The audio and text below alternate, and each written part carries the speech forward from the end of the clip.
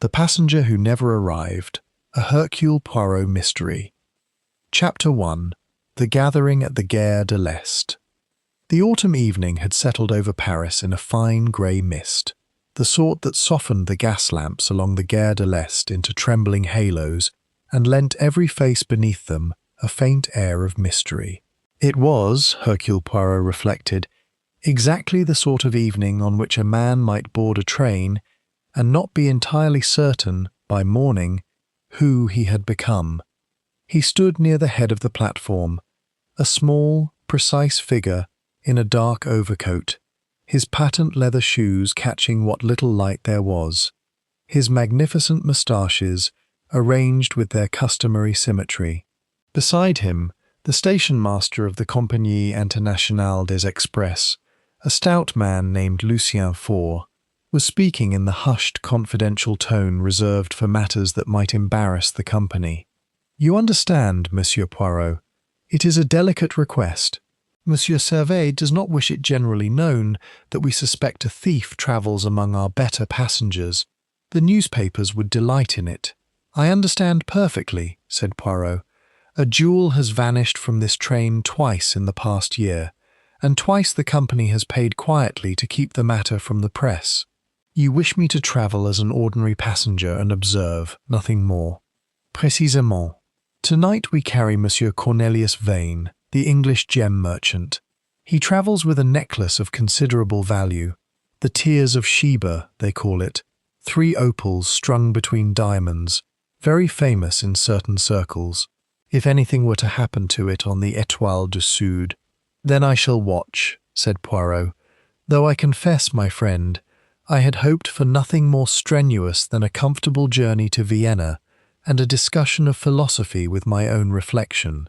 Faure smiled thinly and excused himself to attend to the boarding, and Poirot turned his attention, as was his habit, to the passengers gathering at the foot of the high blue and gold carriages. There was, first, an elderly man of perhaps 65 years, dressed with the particular carelessness of those who have long since stopped needing to impress anyone.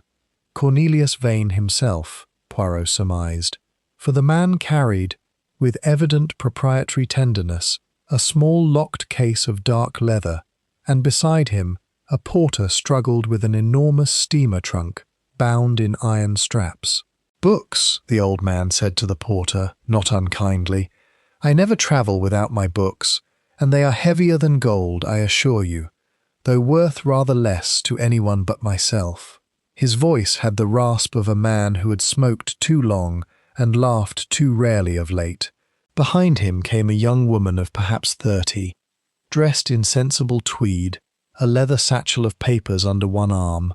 This would be the secretary, Miss Aurelia Finch, whose quick grey eyes moved continually to her employer as though counting him, like a sum that must always come out correctly. A young man followed at some little distance, fair-haired, handsome in the slightly dissolute way of one who has spent more on tailors than on temperance, his gaze flicking toward the old man's leather case, with an attention he did not trouble to disguise quickly enough. Gerald Vane, the nephew. Poirot did not yet know the name, but he knew the look. He had seen it before, on the faces of men waiting for an inheritance the way other men wait for a train. There was also a woman of striking elegance, dark-haired, dressed in a travelling costume of plum-coloured velvet that had certainly not come from any shop in Paris that troubled itself with discounts.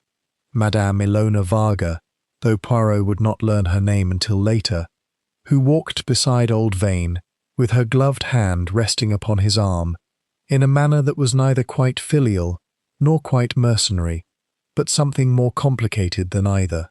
A heavy-set man in a checked travelling suit, his face flushed with the particular redness of a man who dines well and worries badly, hovered nearby with the studied casualness of someone pretending not to watch the same leather case that the nephew watched.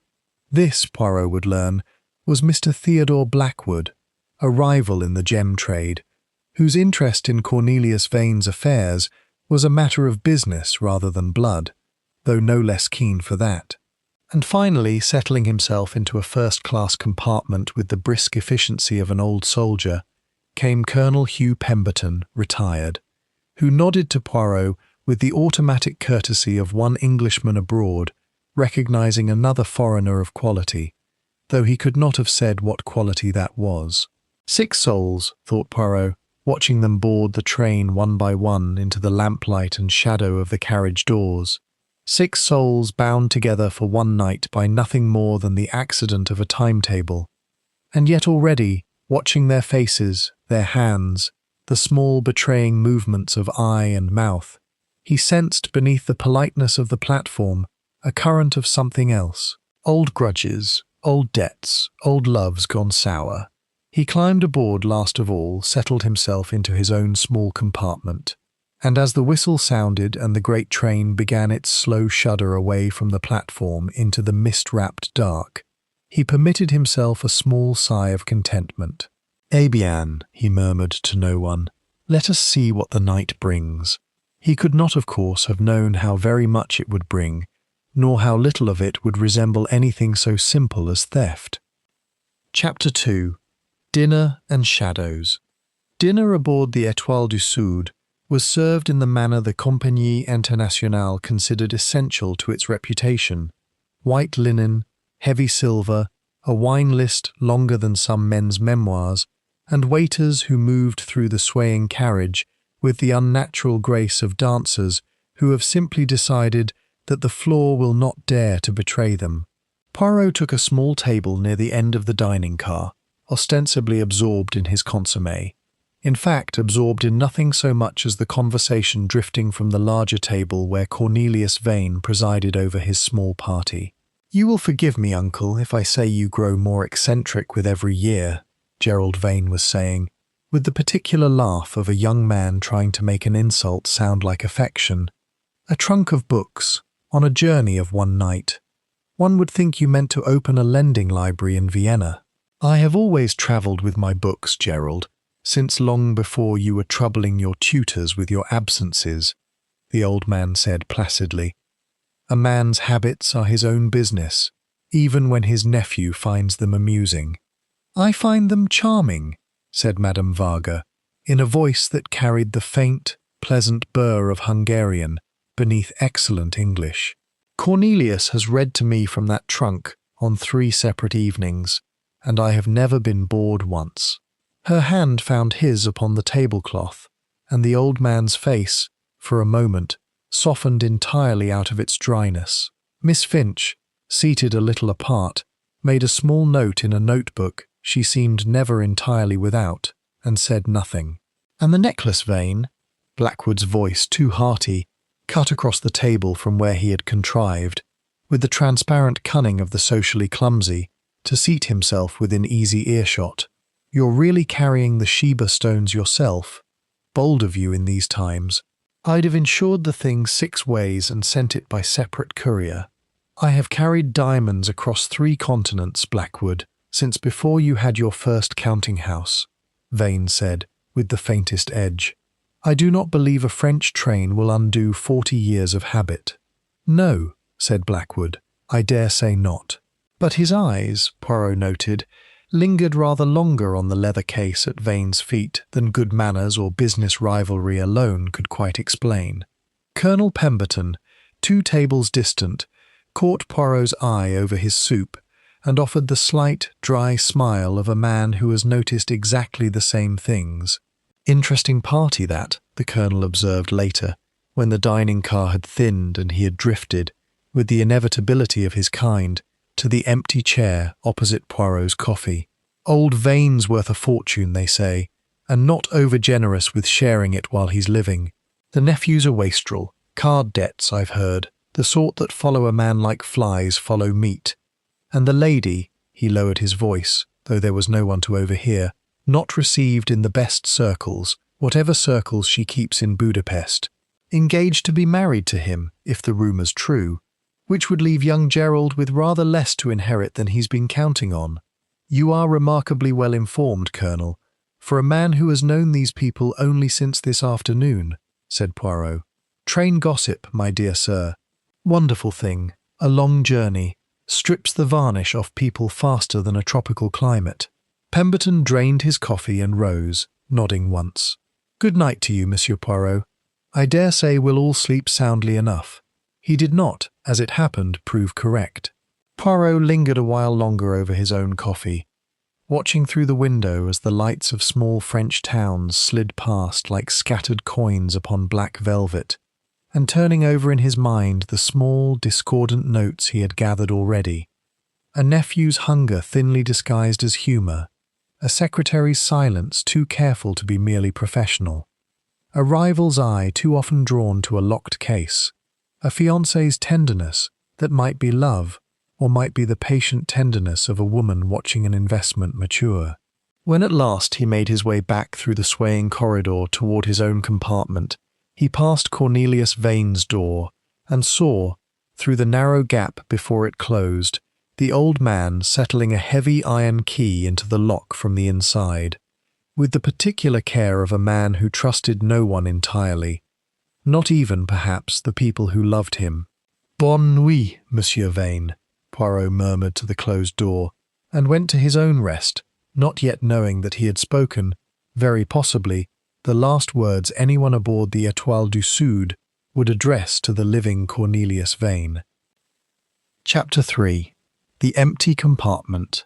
Morning came grey and slow over the mountains, the train climbing now through country where pine forests gave way at intervals to sheer rock and the white scarves of distant waterfalls, and it was into this cold, clean light that the steward's first cry of alarm fell like a stone into still water.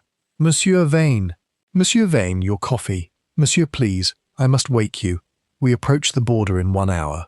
Poirot, already dressed and seated with his own modest breakfast tray, heard the knocking grow more urgent through the thin partition, heard it become pounding, heard at last the steward's voice raised in genuine distress, calling for Monsieur Faure, the conductor, who arrived at a run with the master key jangling in his hand.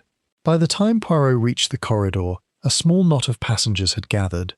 Gerald Vane in a dressing gown, his face oddly pale, Miss Finch with her hair imperfectly pinned, clutching her notebook to her chest like a shield, Madame Varga, still in evening dress, as though she had not slept at all. The lock turned. The door slid open. The compartment was empty, not merely unoccupied, empty in a manner that struck even the steward into a silence broken only by the rhythmic clatter of the wheels beneath them. The berth was made up as though slept in, and then carefully, almost ceremonially, abandoned. Cornelius Vane's coat hung upon its hook.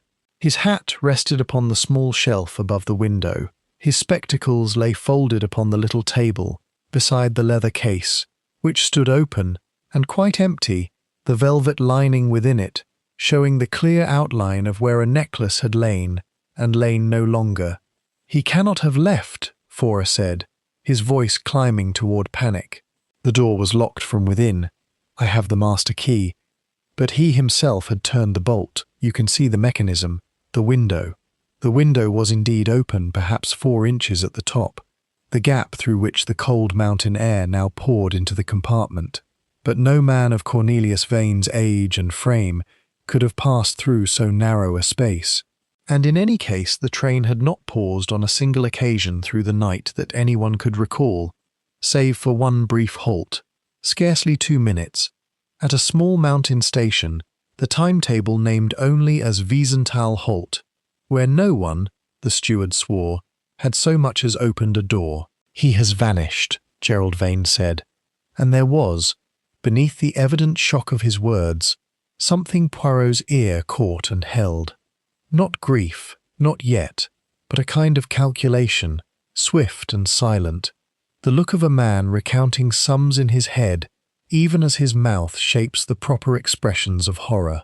"None," said Poirot quietly, stepping into the compartment and surveying it with the slow, deliberate care of a man reading a difficult sentence in an unfamiliar language.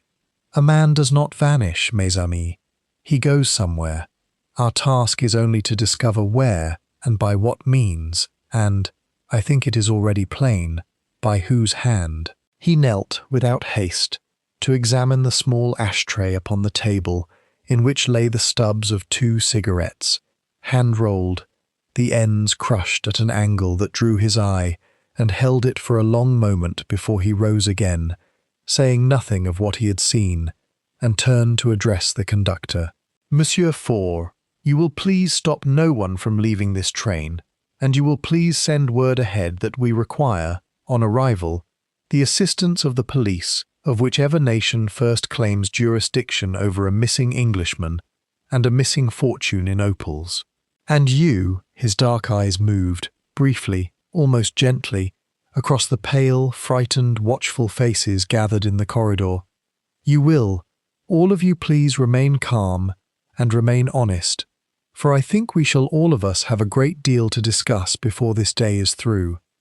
It was, he reflected as he said it, very possibly the understatement of his long and distinguished career.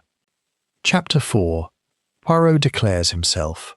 By the time the train had slowed for the small frontier station, where the police of 2 countries would shortly converge, in cheerful disagreement over which of them possessed the authority to investigate a crime committed, apparently, on a moving train somewhere between borders, Poirot had abandoned the last pretense of being merely another passenger. He gathered the 6 remaining members of Cornelius Vane's party in the now empty dining car, the white cloth still laid from the previous evening's dinner, the silver gleaming with a brightness that seemed, in the circumstances, almost indecent. "I owe you an explanation," he said when they had settled.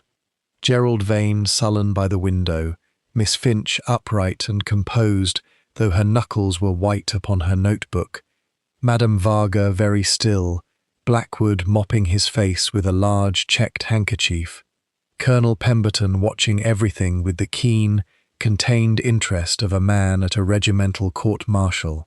"My name is Hercule Poirot.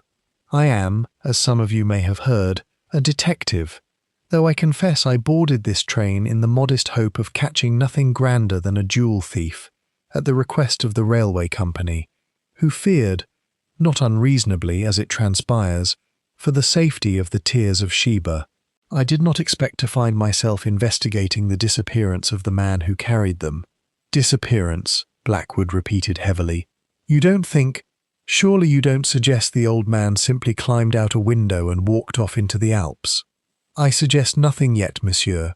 I observe only, and what I observe is this: a locked door, a window too narrow for a man of Monsieur Vane's frame, an empty case where a fortune in opals lay last evening, and 2 cigarette ends in an ashtray that I do not yet fully understand, though I assure you I shall." "You speak as though this were a puzzle for your own amusement," Miss Finch said sharply, the first sharp word Poirot had yet heard from her. "A man is missing, possibly, surely you must consider it, possibly dead. He was my employer for 11 years. I would be glad if you treated the matter with rather more gravity than a parlour game." "Mademoiselle," said Poirot, with a small inclination of his head that was not quite an apology, "I treat every murder with the gravest seriousness imaginable. It is only that gravity and curiosity are not, in my experience, opposites. I am sorry for your distress. I am sorrier still that I cannot yet relieve it with a truth, only with a promise that I shall find one." Gerald Vane made a sound that might have been a laugh, had there been anything of mirth in it. "Forgive me, Monsieur Poirot, but you talk a great deal for a man who has discovered, so far as I can tell, precisely nothing." "Ah," said Poirot, and something in his tone made even the restless young man go still. "But that, Monsieur Vane, is where you are mistaken. I have discovered, already, several things of very great interest. I have discovered that your uncle smoked his cigarettes rolled in a particular fashion, always, for I observed it myself, at dinner last evening, when he rolled one at the table before Madame Varga laughingly forbade him from lighting it among the soup courses. I have discovered that the 2 cigarette ends in this morning's ashtray were not rolled in that fashion at all. A small thing, possibly nothing, but I do not, as a rule, discard small things until I have examined them from every side, as a jeweller examines a stone before he tells you whether it is a diamond or merely glass that has learned to shine? No one spoke. Outside the window, the train was slowing further, the brakes beginning their long iron sigh, and somewhere ahead, a station bell was ringing for an arrival that would bring with it uniforms, questions and, though none of them yet knew it, the first hard fragment of a truth far stranger than any of them had imagined in the cold confusion of the morning. "For now," Poirot said gently, rising, "I ask only this. Tell me nothing but the truth, even the small truths that embarrass you, even the truths you would rather I did not hear. I promise you I have heard worse, from better people, and I have never yet been shocked into abandoning a case for the sin of human weakness. It is only the lies, mes amis, that interest me as crimes in themselves. The weaknesses I forgive freely. Now, who among you can tell me precisely what time Monsieur Vane retired to his compartment last night, and who, if anyone, saw him after?" Chapter 5. A note, a coat, a pair of spectacles. The compartment had been left untouched at Poirot's instruction, and it was there, alone save for the patient presence of Conductor 4 standing guard at the door, that he conducted his first true examination, moving through the small space with the unhurried thoroughness of a man who knew that haste was the enemy of every detective who had ever lived. He took up the coat first, turning it gently in his hands, holding the sleeves against his own forearm, with the precision of a tailor's apprentice. "Tell me, Foray, you saw Monsieur Vane each evening of his previous journeys upon this line, did you not? You knew him a little." "A little, monsieur. He travelled often, 3 or 4 times each year." "Then tell me, was he a tall man, a man of long arms?" Four considered. "Taller than most, monsieur. Yes. I recall his coats always seemed a fraction long in the cuff, for he had a habit of pushing back his sleeves when he wrote at his table." Poirot held the coat at arm's length, measuring the sleeve against his own recollection of the old man's frame from the platform the evening before, and his eyes narrowed with the particular satisfaction of a man finding precisely what he had expected to find, and dreading it none the less. "This coat, Foray, is too short in the sleeve for such a man, by perhaps 1.5 inches. A small thing, a coat lent in haste, or bought in haste, or worn by someone other than its owner. Now," he set it aside with care, "the spectacles." He held them to the window light, turning the lenses this way and that, and after a long moment he gave a soft exclamation, half satisfaction, half something darker. "These lenses, my friend, are plain glass, window glass very nearly, no correction whatsoever. And yet I observed Monsieur Vane reading the wine list last evening through spectacles very evidently strong." He held the card close. He frowned. He required Madame Varga's assistance with the smaller print. "These," he set them down beside the coat, "these are a disguise, a prop. Spectacles worn not to see, but to be seen wearing." On the small writing table lay a folded note, which Foray had found that morning propped against the lamp, and which all had assumed, in the confusion, to be Vane's own hand requesting privacy. "Do not disturb until Lintz." C.V. Poirot studied it for a long while, comparing it, from memory and from a small notebook of his own in which he had, with characteristic foresight, copied 2 lines of Vane's actual signature from the passenger manifest the previous evening. "The letters lean differently," he murmured. "The capital V is formed with a single stroke here, where Monsieur Vane's true signature shows 2, joined at the base like the roof of a small house. This note was written by someone imitating his hand, competently but not perfectly. Someone who had seen his signature, perhaps on cheques, perhaps on letters, but had not the years of familiarity to forge it beyond suspicion, to an eye that was looking for deception. "Then he is dead," Foray said quietly. "You believe it now?" "I believe," said Poirot, rising and brushing an invisible speck from his sleeve, "that the man who entered this compartment last night, wearing Monsieur Vane's coat, Monsieur Vane's hat, and a pair of spectacles he did not need, was not Monsieur Vane at all, but someone wearing his appearance the way an actor wears a costume, for an audience of porters and stewards who saw, in the dim light of a railway platform, only what they expected to see. The true Monsieur Vane, I fear, never boarded this train living.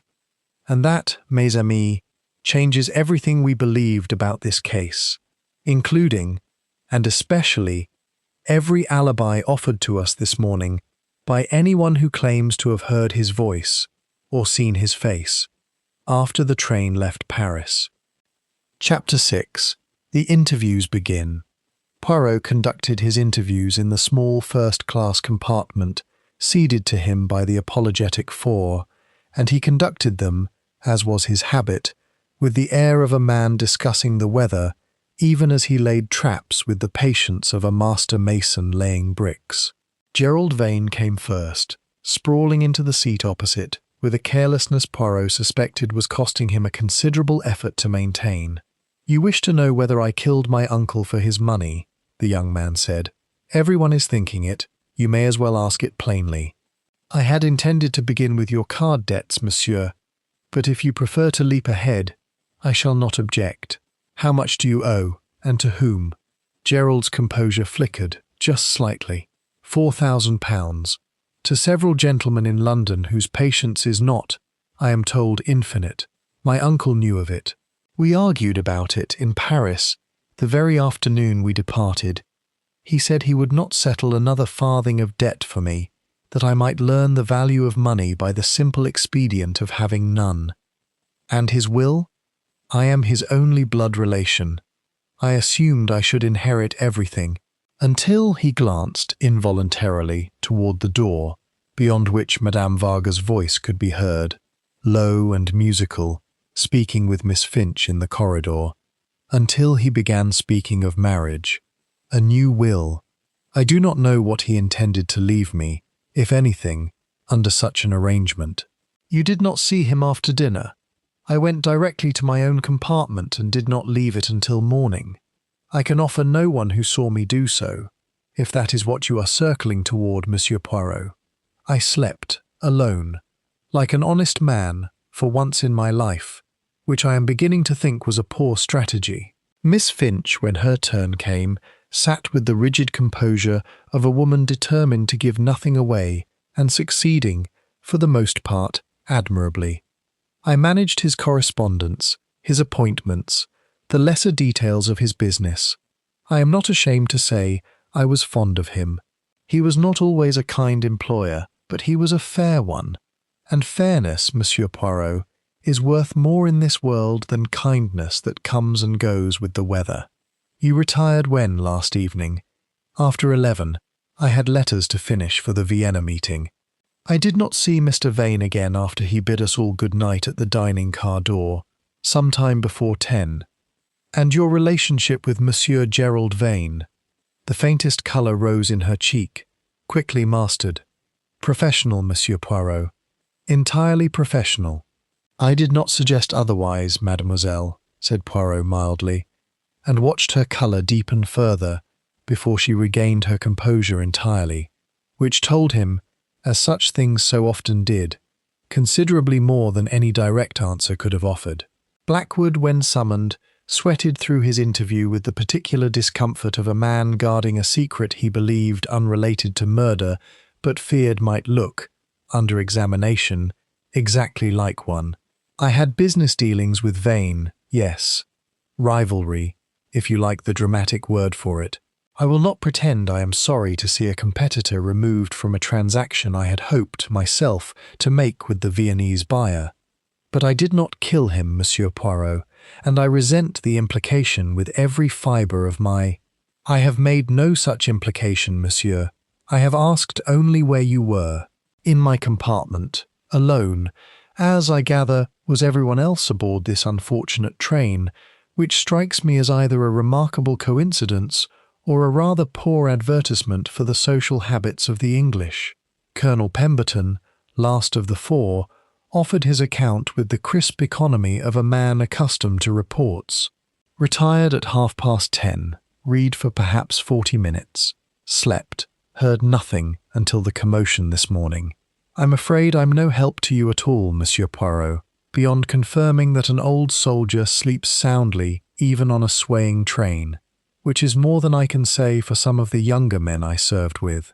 Poirot thanked each of them in turn, and when the last had gone, he sat alone for some minutes, turning over in his mind the curious uniformity of every alibi, each of them solitary, each of them unwitnessed, each of them, in its own way, perfectly convenient and perfectly unprovable.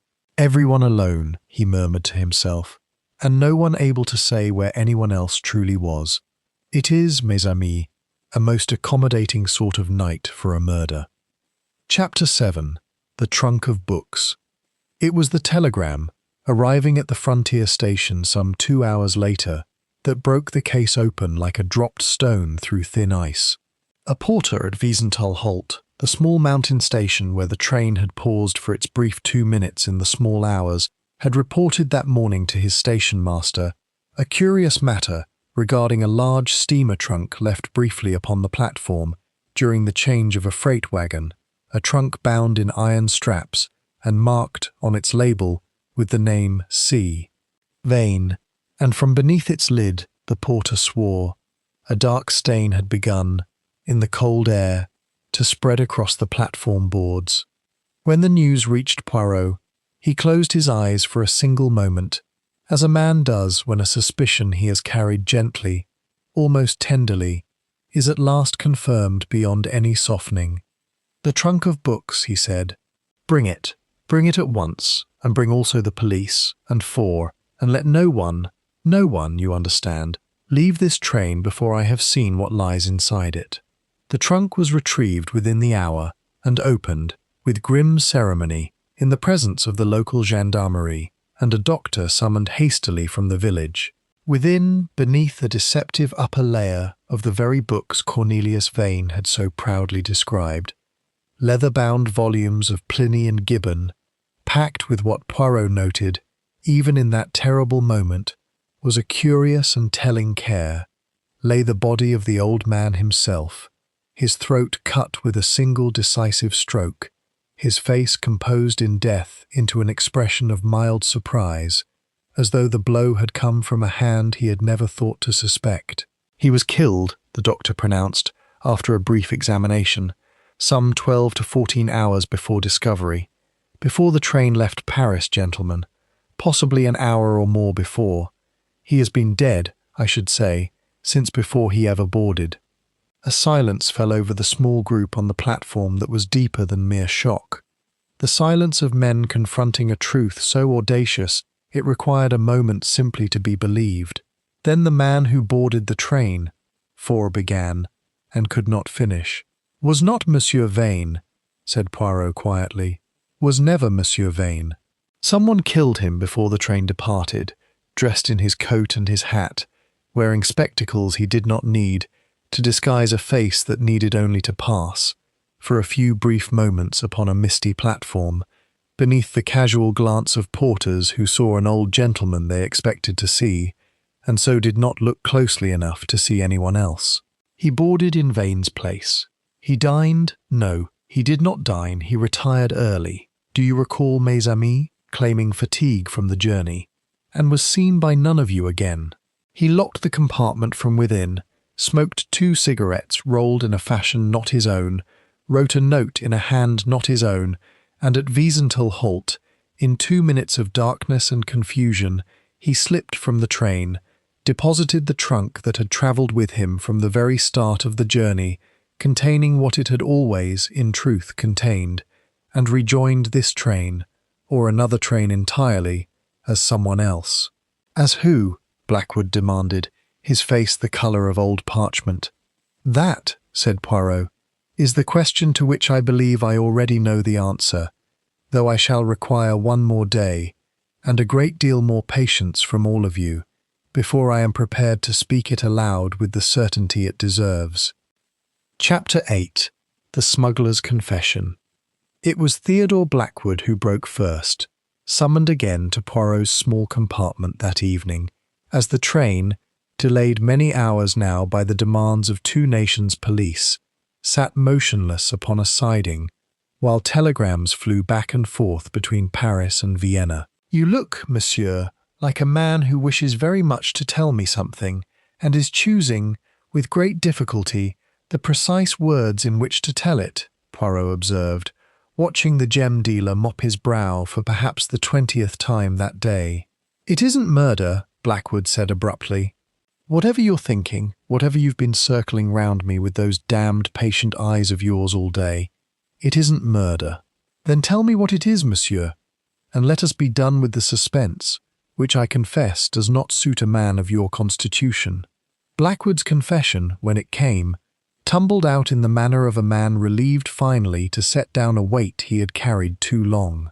He had, for some 18 months, been smuggling small quantities of uncut stones across the Austrian border, concealed within otherwise legitimate shipments, nothing so grand as the Tears of Sheba, but enough, accumulated, to constitute a tidy fortune and a very considerable prison sentence should it ever come to light. His interest in Vane's leather case the previous evening had not been murder rattling in his thoughts, but the much simpler, much meaner calculation of a man wondering whether a rival's misfortune, robbery, say, by some other hand entirely, might conveniently distract the authorities' attention from his own less dramatic, but equally illegal cargo, presently concealed in the lining of his own travelling case, not 4 feet from where he now sat sweating. "I did not kill him," Blackwood said, with the particular vehemence of a guilty man relieved to be guilty of something smaller. "I would not have the nerve, Monsieur Poirot, and I will say so to any policeman in Europe who cares to ask. I am a smuggler, not a murderer. There is a difference, whatever you may think of my character otherwise." Poirot regarded him for a long moment, and something in his dark eyes softened very slightly, the look of a man setting down one piece of a puzzle that had occupied more of his attention than it deserved. "I believe you, monsieur. Your fear this morning was the fear of a guilty conscience, not a murderer's fear. They wear differently upon the face, though I do not expect you to take comfort in so fine a distinction. I will trouble the police with your stones in due course, for that is a matter for them and for the law, and I am sorry for it, though not, I think, as sorry as you are for yourself. But you have removed one thread from the tangle I have been pulling at all day, and for that, at least, I thank you." When Blackwood had gone, pale but visibly lightened, Poirot sat alone with his coffee, by now thoroughly cold, and allowed himself a small, private smile. "One red herring," he murmured to the darkening window, "swims away to its own modest punishment, but the larger fish, mon ami, still waits beneath the surface, and I begin to see, very clearly now, the shape of its shadow." Chapter 9. The Clue in the Ashtray. He returned that evening to the question of the cigarettes, for it was a small thing, and small things, in Poirot's long experience, were very often the hinge upon which the largest doors eventually swung. He summoned Colonel Pemberton, not as a suspect but as a witness whose long years of soldiering had given him, Poirot suspected, an old campaigner's eye for precisely the sort of physical detail that mattered. "Colonel, I wonder if you would do me the kindness of rolling a cigarette for me, exactly as you yourself would roll one, with whatever materials I can provide."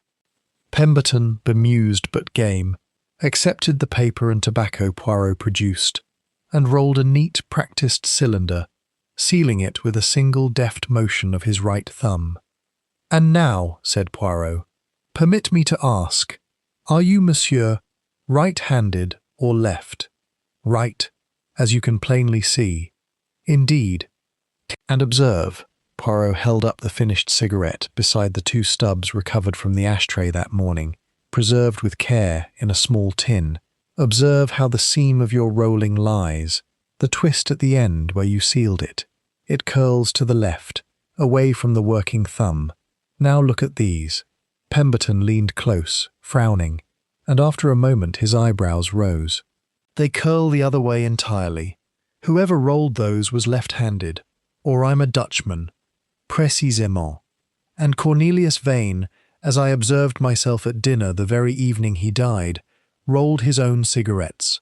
Left-handed, with the particular flourish of a man who had done so for 40 years and took some pride in the doing. These cigarette ends, found in his own compartment, were rolled by a right-handed man imitating a habit he had watched many times but never truly mastered.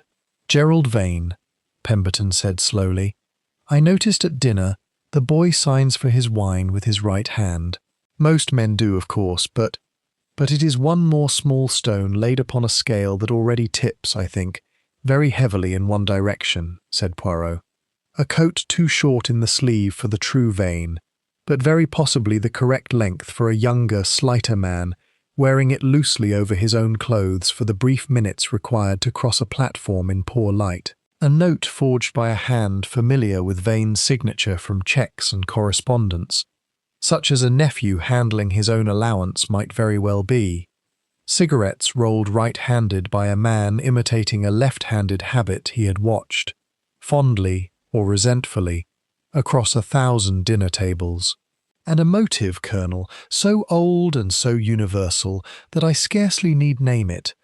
A young man drowning in debt, watching the fortune he believed his own, slipping toward a marriage that would see it settled, instead, upon a woman he had no claim upon whatsoever. You believe it's the nephew, then, plainly and finally?" "I believe," said Poirot, with the particular care of a man who has built his case, stone by stone, and is not yet ready to declare the building complete, "that I require one more conversation with Madame Varga before I permit myself the luxury of certainty. A man does not hang another man on cigarette papers alone, however eloquently they curl." Chapter 10. Miss Finch's Secret.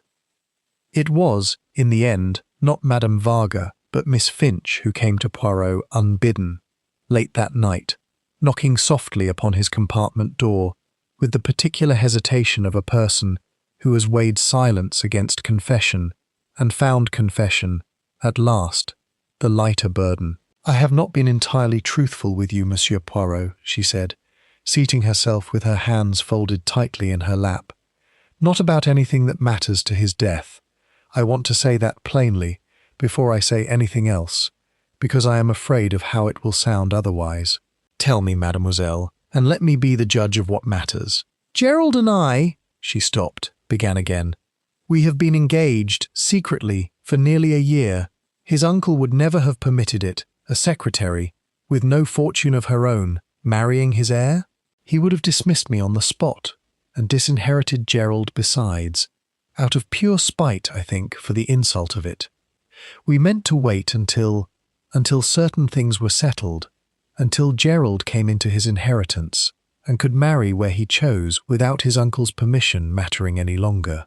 And when Monsieur Vane spoke of his own marriage to Madame Varga, when the inheritance Gerald counted upon began to look, suddenly, very much smaller, or perhaps nothing at all, Miss Finch's composure, held so carefully all day, finally cracked, just slightly at the corners. "I do not believe he killed his uncle, Monsieur Poirot. I cannot believe it. He is weak and foolish with money, and he has told lies to me before about smaller things than this. But murder is not foolishness.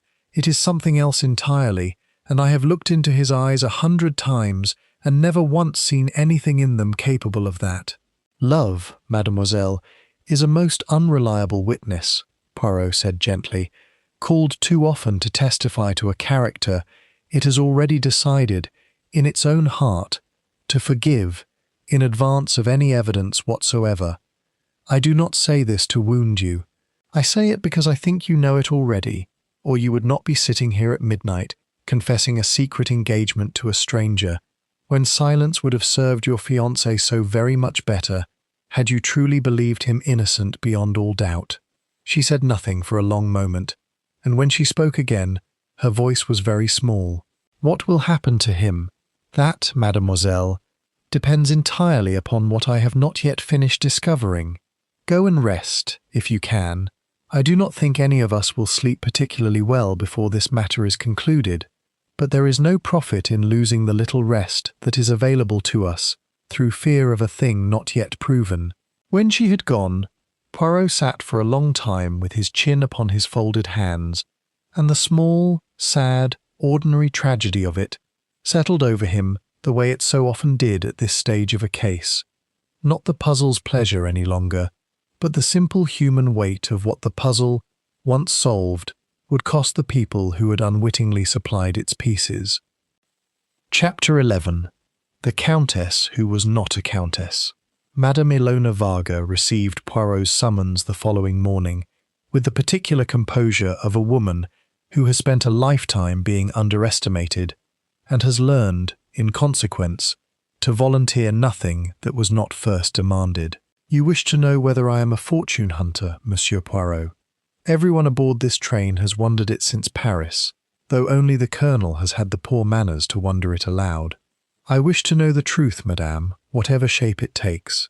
She was silent a moment, looking out at the grey morning mountains, and when she spoke again, something in her voice had shed its careful polish, revealing beneath it a plainer, more painful honesty. "I am not a countess. I have never claimed to be one, though I have not always corrected those who assumed it.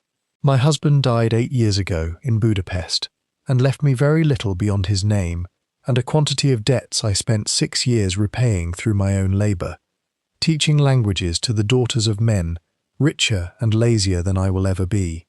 I met Cornelius 18 months ago, in Vienna, at a dinner neither of us particularly wished to attend, and I will tell you plainly, Monsieur Poirot, because I am tired of pretending otherwise to people who have already decided what I must be. I loved him, not his fortune. Him, his dry humour, his ridiculous trunk of books, the way he read aloud badly and knew it and did it anyway because it pleased me to hear him try. And the marriage? The new will it implied? He spoke of it, yes. He had not yet changed his will. I want that understood plainly, for I think it matters to whatever you are building in that quick mind of yours. He intended to, after Vienna, after the sale of the necklace had settled certain debts of his own, that I did not know the full extent of until very recently. He was not so wealthy as the world believed, Monsieur Poirot. The tears of Sheba were to settle creditors as much as to furnish a wedding gift to anyone. Gerald's inheritance, had Cornelius died last week rather than 2 nights ago, would have been considerably smaller and considerably more encumbered than that foolish, frightened boy has ever permitted himself to imagine. Poirot received this final piece with the quiet, contained satisfaction of a man hearing the last lock in a long chain click softly into place. "Madam," he said, "I believe you entirely, and I am sorry, sincerely sorry, for the manner of your loss, which I think was a true loss, whatever the gossip of this train has chosen to believe of it. You have given me, without intending it, the final piece of a motive I had already half assembled. A young man drowning in debts he believed his inheritance would settle, racing the clock against a marriage that would not only divide that inheritance, but reveal, perhaps, that it had never been so large as he believed, and a fortune in opals, travelling unattended in a leather case, that might settle his debts directly and immediately, requiring no inheritance, no waiting, no uncle's death certificate at all, only an uncle's absence, however that absence might be achieved. "You believe it was Gerald," she said, very quietly. "I believe, madame, that the time has come to gather everyone together one final time, and to lay before them not my belief, but my proof, piece by piece, until the truth stands so plainly in the light that even the man who committed it can no longer pretend, even to himself, that the shadows might still conceal him." Chapter 12. The Tailor's Memory. There remained, before Poirot would permit himself the satisfaction of a final reckoning, one small confirmation he required, and he sought it not from any passenger, but from a telegram, dispatched that morning to a tailor's establishment in Jermyn Street, whose name he had found, with patient thoroughness, sewn into the lining of the coat recovered from the empty compartment. The reply came within hours, relayed through the cooperative offices of the Frontier Telegraph Station, and Poirot read it twice over before permitting himself the small, private smile of a man whose careful theory has at last received the blessing of incontrovertible fact. "It confirms what I suspected," he told Four, who had taken to hovering near Poirot's compartment with the anxious devotion of a man whose career depended entirely upon a swift and creditable resolution to a scandal that had already, he feared, half ruined the reputation of his beloved railway line. The coat was made for Cornelius Vane some 6 years ago, and the tailor recalls him precisely, for he was a difficult client, very particular about his sleeves, which he insisted be cut a full inch longer than fashion dictated, on account, the tailor's own words, of arms unusually long for his height, like an old heron. The coat found in the compartment, measured against this record, is shorter in the sleeve by very nearly that same inch. It was not let out, hemmed, or altered by any tailor since its making. It was simply worn, for one brief and necessary occasion, by a man whose arms were not so long as a heron's. "Gerald Vane's arms," Forer said. "I have observed them myself, at dinner, reaching for the wine. A young man's proportions, neither tall nor unusually built, but decidedly shorter in the limb than his late uncle.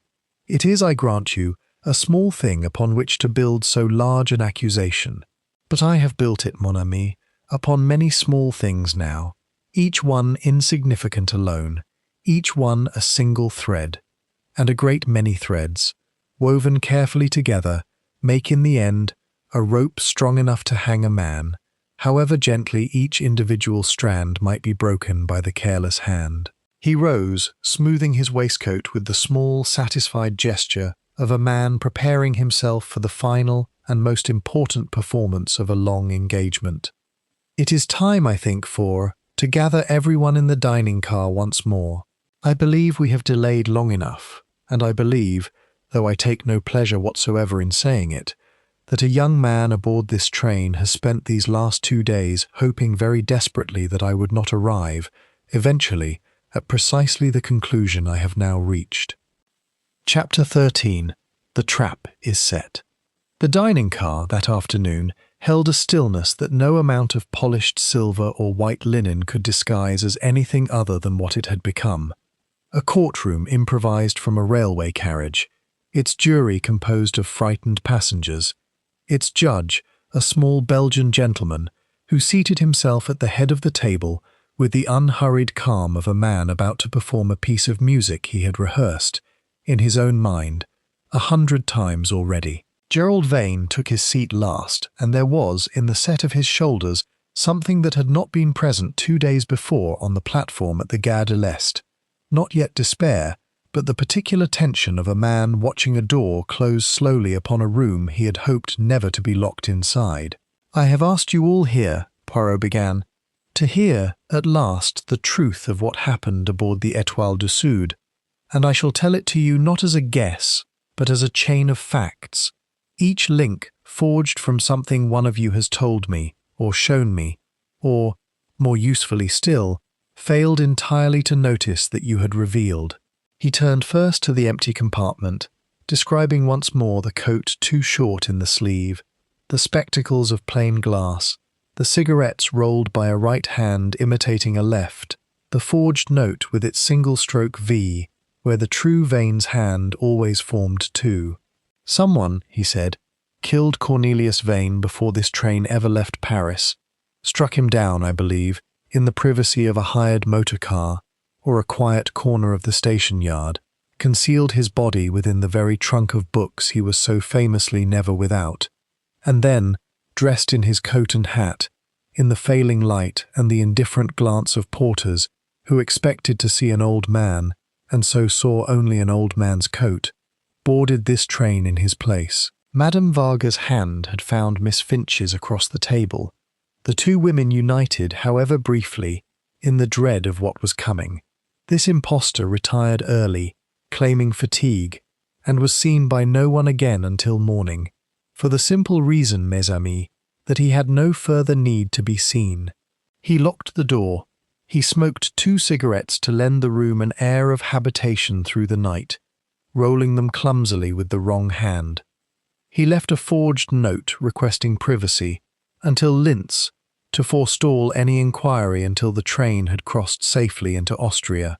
And then, at Wiesenthal halt, in the 2 minutes of confusion and darkness that any night halt provides, he removed the coat, the hat, the spectacles, left them folded with theatrical neatness upon the little table, deposited the trunk, already, by then, beginning its terrible betrayal, and slipped from the train to rejoin it, moments later, simply as himself. "This is monstrous," Gerald said, but his voice had lost the careless ease it carried 2 days before. It came now thin and brittle, like ice testing whether it could yet bear weight. "You accuse me on the strength of a coat sleeve and a badly rolled cigarette?" "I accuse you, Monsieur Vane," said Poirot, very gently, "on the strength of a coat cut for arms longer than your own by a tailor in Jermyn Street who remembers your uncle precisely.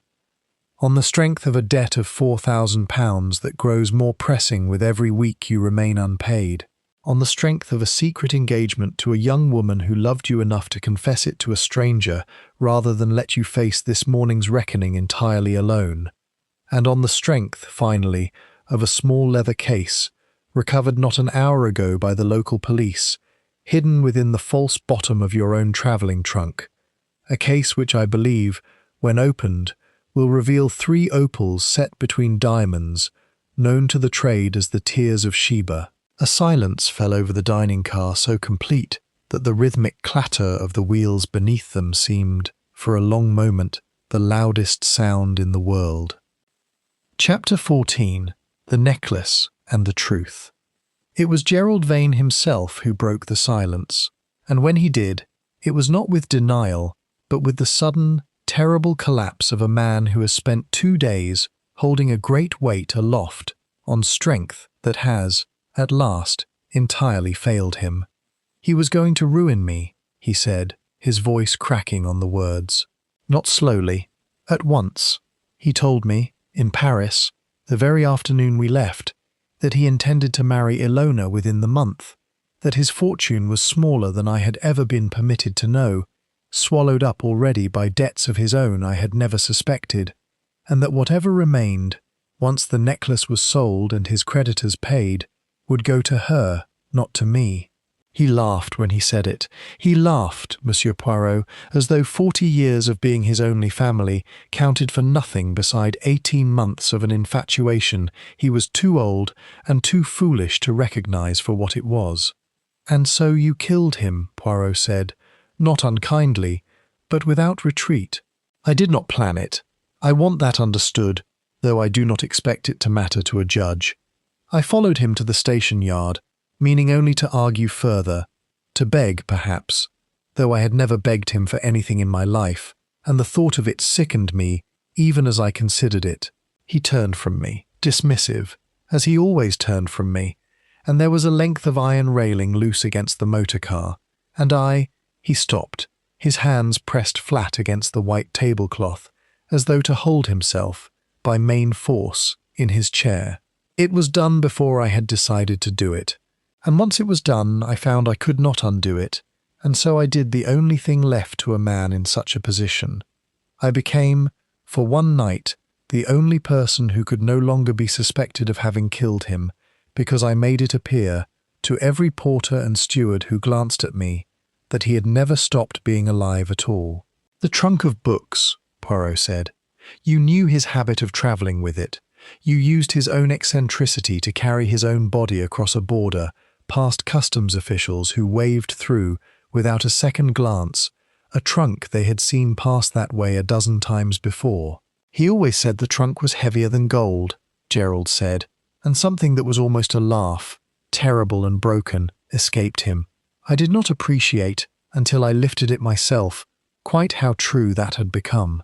Madame Varga had begun, silently, to weep, not for the dead man's nephew, Poirot understood, but for the dead man himself, and for the 18 months of late happiness that this confession had revealed to have been built, all along, upon a foundation already crumbling beneath debts she had never been permitted to see. "The necklace," Poirot said quietly. "You took it to settle your own debts, with no further need now of any inheritance, since the man who might have left you one was already, by your own hand, beyond the giving of anything at all." £4,000, Gerald said.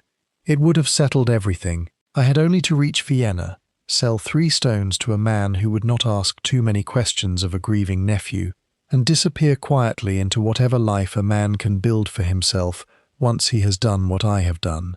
I had not accounted, Monsieur Poirot, for a Belgian detective travelling on the same train in search of an entirely different thief altogether." "No," Poirot agreed. "I do not think you had accounted for that at all." Chapter 15. The Arrest. The Austrian police, summoned by telegraph hours before and waiting with visible impatience at the next scheduled stop, took Gerald Vane into custody with a briskness that seemed, after so many hours of slow and careful unravelling, almost indecently swift. Handcuffs, a few clipped questions in German that Poirot answered on the young man's behalf, and then the long walk down the platform toward a waiting motor car, watched in silence by every remaining passenger of the Étoile du Sud. Miss Finch did not go to him, though she watched him every step of the way, her face white and still, her hands gripping the window frame of the dining car, as though it alone kept her upright. "You will visit him," Poirot said gently, coming to stand beside her, "if the courts permit it, and you will hate yourself a little for still loving a man capable of what he has done, and you will love him a little still, despite the hating, for that is how the heart most stubbornly works, mademoiselle, and I have never yet found a logic capable of correcting it. Will they hang him? That I cannot say. The law of his own country and the law of the country in which the act occurred will between them decide a great many things I have no authority over. I can tell you only that he confessed, in the end, without my needing to extract it from him by any cruelty, and a man who confesses, however late, however cornered, has left himself at least that one small mercy to offer the people who must afterward decide his fate." Madame Varga, composed once more though her eyes remained red-rimmed, came to find Poirot as the train prepared, at last, to resume its long-delayed journey toward Vienna. "Thank you," she said simply, "not for the arrest. I take no comfort in that, whatever justice it represents. For believing me, when you might so easily have believed only the gossip a foreign woman attracts on every train she has ever travelled upon. I believe facts, madame, more readily than gossip, though I confess facts are very much harder to gather. You gave me yours honestly, when an easier path would have been silence, and that honesty served you, in the end, far better than any silence could have done." Blackwood, departing the train at last to face the considerably gentler reckoning of a smuggling charge rather than a murder one, paused beside Poirot on the platform with the particular relief of a guilty man who has narrowly escaped a far worse guilt than his own. "I owe you my thanks too, I suppose, Monsieur Poirot, though it galls me to say it." "Then do not say it, monsieur. Simply pay whatever fine the customs authorities deem appropriate, and consider it, perhaps, the cheapest lesson you are ever likely to receive in the value of an honest manifest." Chapter 16. The Tears of Sheba. That evening, as the Étoile du Sud rolled at last into the lamplit approach to Vienna, Poirot stood alone for some while in the corridor, watching the city's lights rise to meet the darkening sky, and permitted himself the quiet reflection that always followed the closing of a case. Not triumph precisely, but something closer to a grave and weary satisfaction, the feeling of a man who has set right a small, terrible corner of a world that would, despite his best efforts, never be set right everywhere at once. Colonel Pemberton found him there, offering a cigarette which Poirot declined with a small polite shake of the head. "Extraordinary business," the colonel said. "A man wears his victim's coat to murder him twice over, once with an iron railing, and once with the patient cruelty of making everyone believe he still lived a full day longer than he did." "It is, I think, the cruelest deception I have encountered in some years," Poirot agreed. "Not the killing itself, mon ami, Men have killed for opals and for far less since the beginning of recorded history, and will go on doing so long after both of us are forgotten. It is the second crime that troubles me more deeply, the calm, deliberate theft of a dead man's last day, the small mercy of being mourned promptly by people who loved him, replaced instead by a day and a night of false hope, false alibis, false grief withheld from those who deserved to grieve honestly from the very first hour. You sound almost as though you pity him, the nephew, I mean. I pity Colonel, the boy he might have been, had his uncle's money mattered to him a little less, and his uncle's regard mattered to him a little more. I do not pity the man who lifted that railing, nor the man who packed a trunk of books around a body with such careful, monstrous practicality. There is a difference, as I think I told another gentleman aboard this train only 2 days ago, between the weaknesses a man is born to and the crimes he chooses with his own 2 hands to commit. I forgive freely the first. I have never yet learned to forgive the second, and I do not believe at my age that I ever shall. The train drew at last into the great vaulted station, steam rising white against the dark iron girders, porters already calling for luggage, the ordinary bustle of arrival closing gently over the extraordinary events of the journey, like water closing over a stone dropped into a still pond, the ripples fading, the surface smoothing, though the stone itself, Poirot knew, would lie forever changed at the bottom, marking the place where it had fallen. He gathered his own small case, settled his hat with its customary precision, and stepped down onto the platform, into the cold, bright Viennese evening, a small, neat figure moving alone through a crowd of strangers, already, though he would have been too modest to say so aloud, turning his mind toward whatever quiet pleasures the city might offer a tired detective, in want of a good dinner and an evening free, for once, of murder. Behind him, the Étoile du Sud stood steaming gently at its platform, its long journey ended, carrying within its memory, though no timetable would ever record it, the story of the passenger who had boarded in another man's coat and had never, in any sense that mattered, truly arrived at all. The end.